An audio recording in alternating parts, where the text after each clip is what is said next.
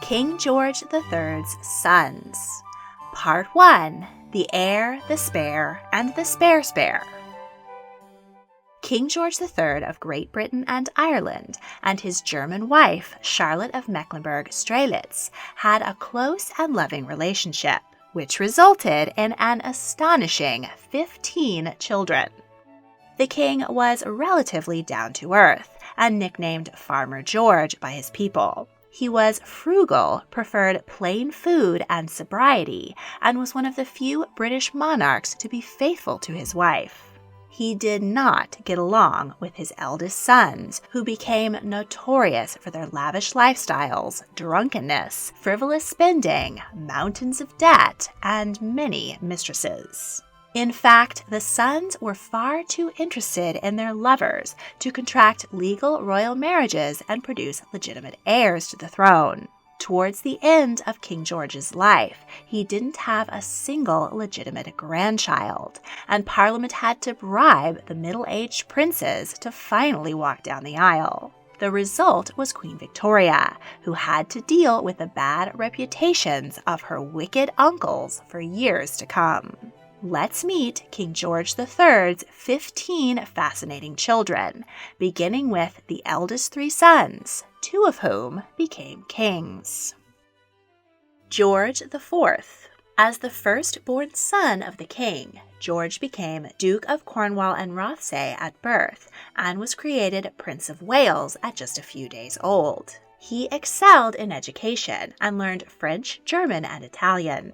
At 18, he was given his own palace, Carlton House, where he threw himself into heavy drinking and cavorting with women. He was witty, both drunk and sober, and had excellent but expensive tastes. His annual allowance, £50,000, about £6 million today, was not nearly enough to keep up with his extravagant lifestyle. In the grand Hanoverian style, George frequently had vicious arguments with his parents, mostly over money and his love life. He became infatuated with a commoner, Maria Fitzherbert, who was a Catholic. According to the 1701 Act of Settlement, the spouse of a Catholic could not succeed to the British throne, and he could not legally wed without his father's permission. Nonetheless, George and Maria held a secret wedding ceremony. The couple lived together for several years, and rumors persist that they may have had children, but none have been confirmed.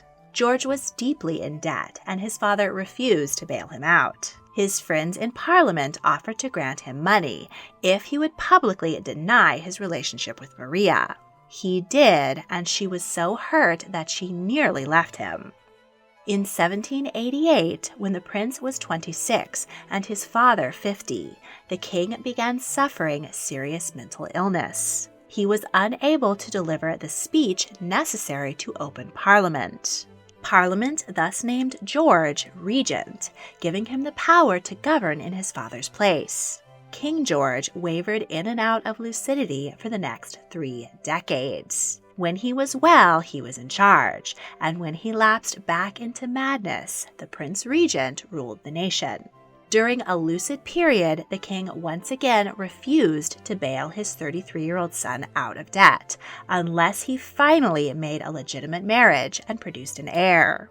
The prince agreed and wed his cousin, Princess Caroline of Brunswick. But the couple immediately disliked each other. She called him very fat and nothing like as handsome as his portrait. And she was wounded by his clear preference for Maria Fitzherbert, who was present at their engagement dinner. He disliked her chattiness, jibes at Maria, and expressed concerns about her hygiene. George was drunk at the wedding and spent only his wedding night with his bride. But that was long enough for her to conceive a child, Charlotte.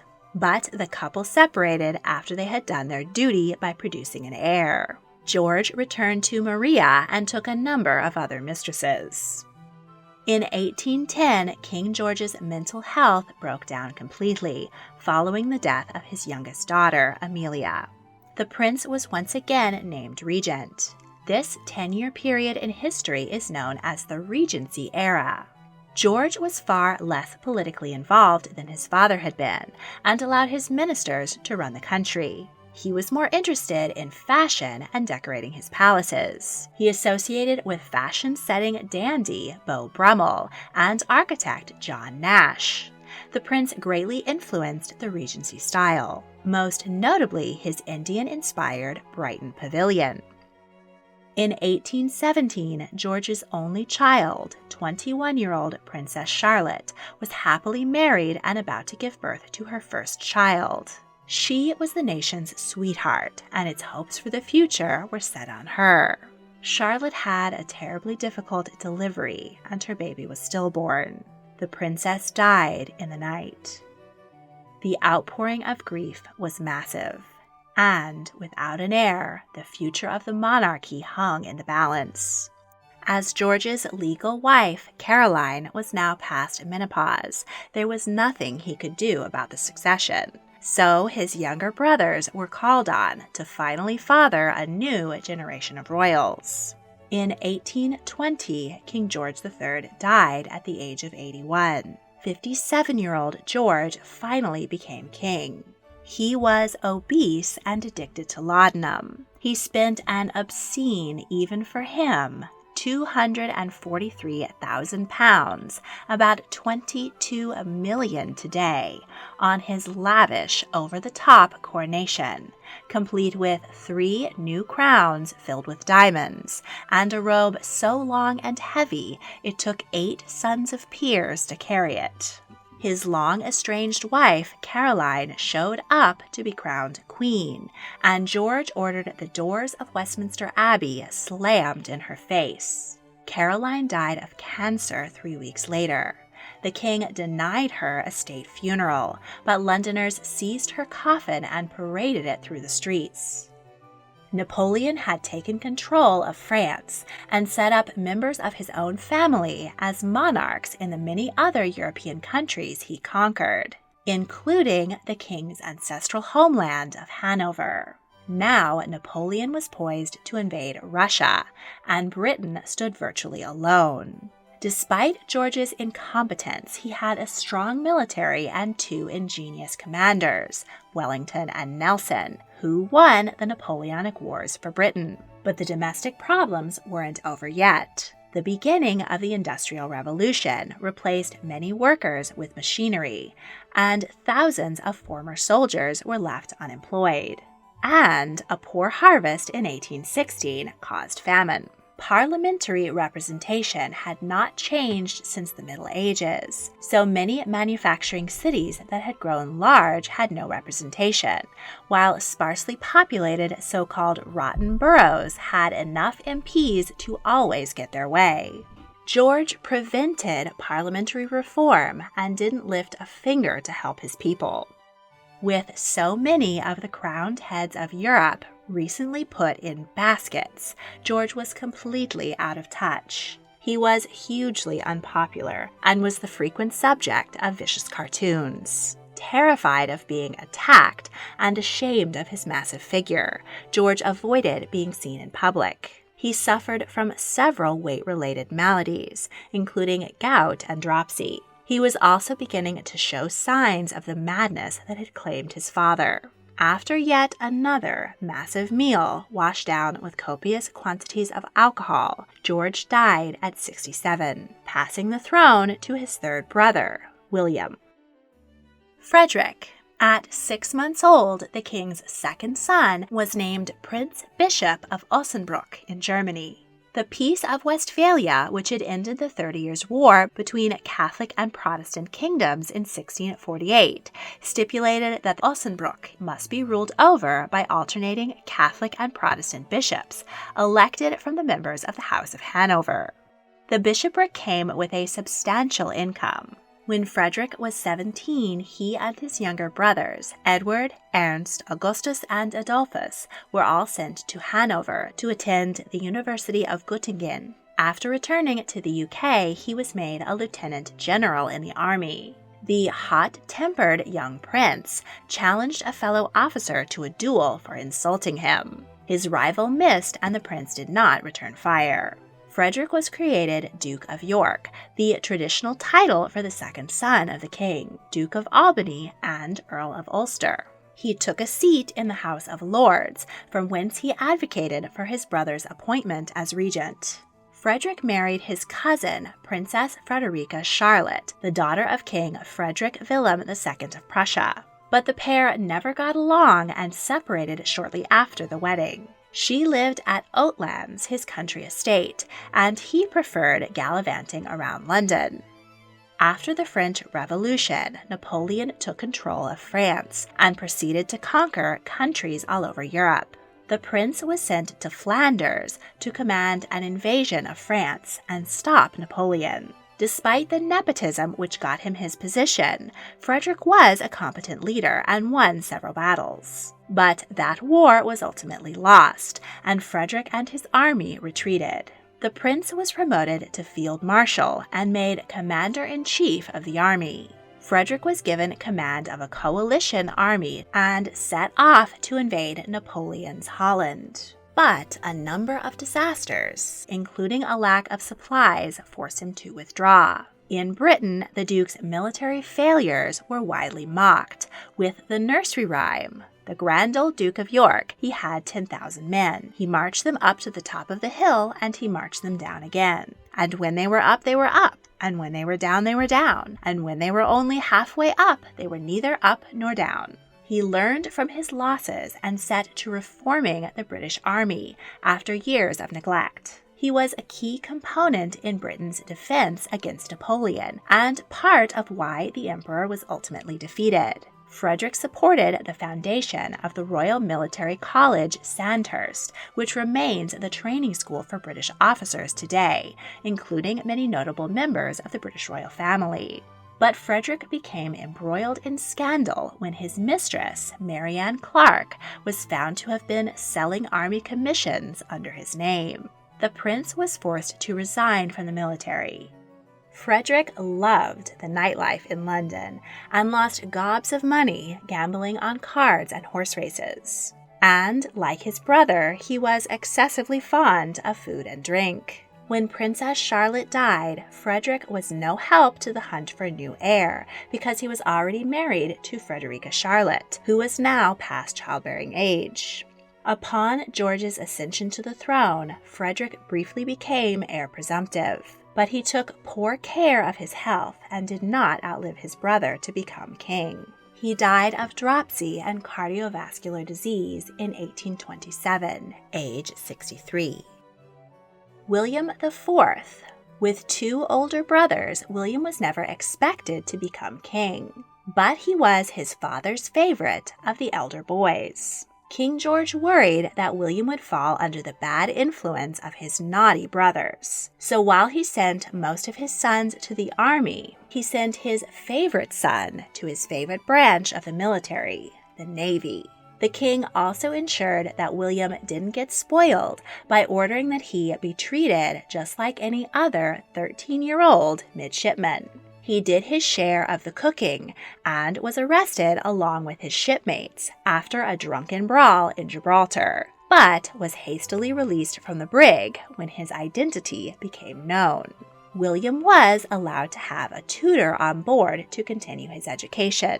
The teen prince served in New York during the American Revolution. George Washington approved a plot to kidnap Prince William, which never came to pass. Next, he was given command of the HMS Pegasus and stationed in the West Indies under Horatio Nelson. The pair became great friends, dined together nightly, and when Nelson was married, William gave the bride away. At 25, the prince returned to England. He wanted to receive a dukedom like his older brothers, and when his father hesitated, he threatened to run for a seat in the House of Commons. Appalled, the king relented and named William Duke of Clarence and St. Andrews and Earl of Munster. He took up with a popular Irish actress, Dorothea Bland, known on stage as Mrs. Jordan. Mrs. to cover up an inconvenient pregnancy, and Jordan because she had crossed the water to launch her career.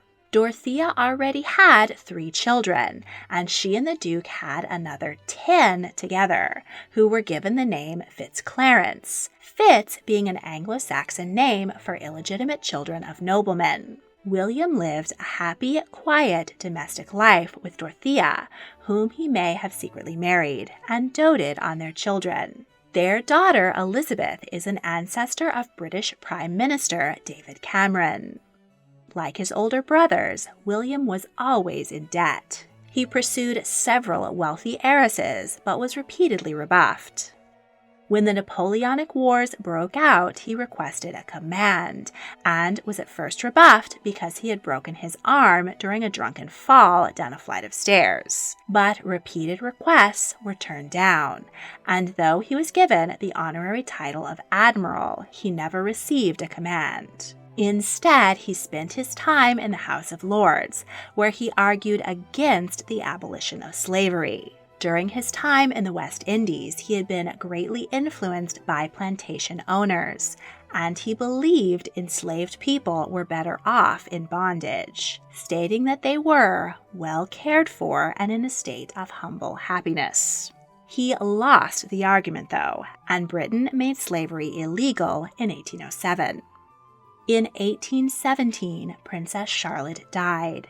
King George III's 12 living children didn't have a single legitimate child among them. Hoping to avoid a succession crisis, Parliament offered generous allowances to the royal dukes if they made legitimate marriages and fathered children. The princes rushed to the altar and the marriage bed. A popular poem of the time quipped, "Hot and hard each royal pair are at it hunting for the heir." 53-year-old William had been living with Dorothea for 20 years. He abandoned her to marry 26-year-old Adelaide of Saxe-Meiningen. The newlyweds settled in Hanover, which was less expensive than London, and further from the scorned Dorothea, who was at least provided an allowance for her children. William and Adelaide had a happy and contented companionship. She was a good influence and took control of his ruinous finances. She calmed his hot temper, got him to swear less, reduce his drinking, and eat a healthy diet. Meanwhile, his older brothers continued to overindulge. William walked daily, and it was considered only a matter of time before he outlived George and Frederick and became king. William and Adelaide's first child was born prematurely and only lived for a few hours. She suffered a miscarriage and then gave birth to Elizabeth, who seemed strong but died at just 3 months old of an inflammation of the bowels. Stillborn twin boys followed. After these many tragedies, the couple gave up hope for more children, and though they were encouraged to keep trying for an heir, they avoided conceiving again. Once king, George made his brother Lord High Admiral of the Navy. From this position, William did away with whippings with the cat o' nine tails. In 1830, George died, and with Frederick already dead, William was next in line. He became King William IV. He was 63, the oldest person to date to assume the British throne. He insisted that his coronation be done on the cheap, and after his brother's ruinous spending, this made him fairly popular, at first. What made him unpopular was his obstinate attitude towards badly needed parliamentary reform. The House of Commons wanted more equal representation and for more people to be allowed to vote. This would take power from the House of Lords, so they opposed it, and William sided with his former colleagues. The people were outraged, and revolution nearly broke out. William was forced to back down, and the Reform Act of 1832 got rid of the rotten boroughs, expanded suffrage, and limited the monarch's power in politics. After a 7-year reign, William died at 71, passing the throne to the next person in the line of succession, his younger brother Edward's only child, Victoria. In the next episode, we'll meet George and Charlotte's 6 daughters. Though they were highly eligible, their parents refused to allow them to marry. They kept them locked up in Kew Palace, which the daughters grudgingly called the nunnery. Prevented from starting lives of their own, the princesses got up to plenty of trouble within the palace walls. Don't want to wait to see the next episode? Patrons get exclusive early access to almost all of my multi-part series on Patreon early. If you would like to become a patron and help me make more fascinating history videos, check out the link in the description. Thank you for watching.